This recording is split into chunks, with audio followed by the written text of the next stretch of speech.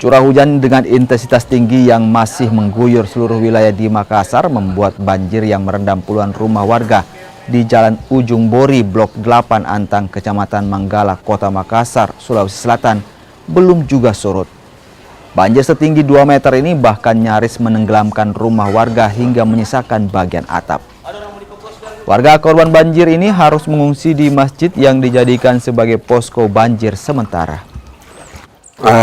Kondisinya itu tergenang ya, setinggi kurang lebih 2 meter. 2 meter? Iya, kita sudah bisa tenggelam di dalam itu. Oh, berarti sudah mau mendapat atap itu? Iya. Terus ini sudah berapa lama ini Pak mengungsi? Sudah sejak dari malam Sabtu kemarin. Nah, di situ naiknya air. Iya. Oh, berarti Sabtu sudah sekian 4 hari ya? 4 hari, 5 hari lah. Iya. Nah, terus ini kan sudah mengungsi. Nah, di pengungsiannya bagaimana Pak? Ya, alhamdulillah di pengungsian itu karena kita tidur mengungsi ke masjid. Ya, kita tidur di masjid lah. Iya. Oh, tidur di masjid. Iya.